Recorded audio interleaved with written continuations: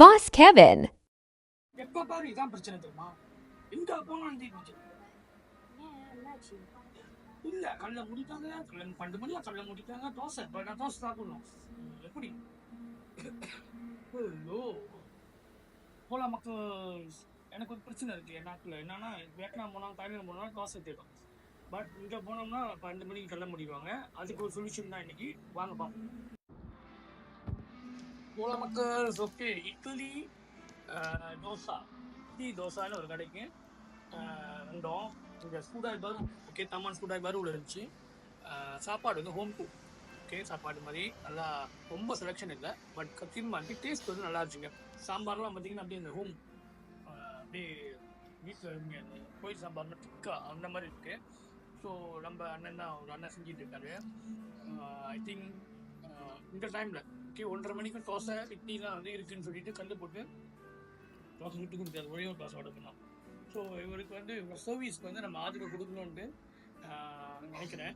So வந்து try பண்ணுவோம். ஊஹாவாக இருக்கும், பயங்கர கும்பாவாக இருக்குது. கும்பாலாம் இல்லை, கும்பானா ஒரு ஸ்டாலில் சாப்பிட்ற மாதிரி சாப்பாடுலாம் கட்டி வச்சுட்டு வந்து உள்ளிங்க சாப்பிட்றோம் நாங்கள்.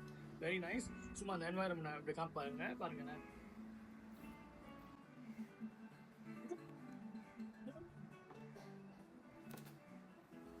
சொல்ல மாட்டேன்.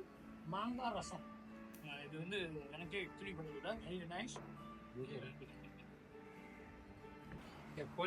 இந்த அண்ணனோட சர்வீஸ் வந்து ஃபேண்டாஸ்டிக்.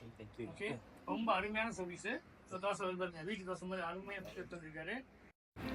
ஓகே, அண்ணன் தோசையை கொண்டாந்து வச்சுட்டு கொஞ்சம் அண்ணன். இங்கே பார்த்தீங்கன்னா இப்போ தான் அண்ணனே சொன்னார், வித்தியாசமான தோசை பாருங்கள். இத்தனை கலரில் தோசை மாவு இருக்குது. தோசை மாவும் இங்கே விற்கிறாங்க. ஆல்ரைட், என்னென்ன தோசை இருக்குன்னு பண்ண சொல்லுவாருண்ணே. சொல்லுங்கண்ணே, என்னென்ன தோசை இருக்குன்னு. குரூப்பி தோசை இருக்குது, பீட்ரூட் தோசை இருக்குது, கொரியண்டர் தோசை இருக்குது, மீட் தோசை இருக்குது, மல்டிகிரெயின் தோசை இருக்குது. பாருங்க எத்தனை வகையான தோசை என்ன வச்சுருக்காரு. தோசை அதே மாதிரி இட்லி செஞ்சு கொடுப்போம். அதே இட்லி செஞ்சு கொடுப்பீங்க. எப்பவுமே வந்தால் காலைல திறந்ததுலேருந்து இருக்கும் தோசை. ஸோ யார் தோசை பிரியரோ எப்போ போனால் கல்லை அடிச்சிட்டாங்க சொல்லுவாங்க. இங்கே அண்ணன் வந்து ஃபுல்லாக கொடுக்குறேன். 7 மணி வைக்குமாண்ணே? என்னைக்கு லீவுண்ணே? லீவு இல்லை. காலைல ஸ்டார்ட் எத்தனை மணிக்கு? காலைல 7:30 மணி தான் ஸ்டார்ட் பண்ணுவோம். ஓகே, 7:30 மணிலேருந்து சாயந்தரம் 7 மணி வரைக்கும் அண்ணன் ஓட்டுறாரு.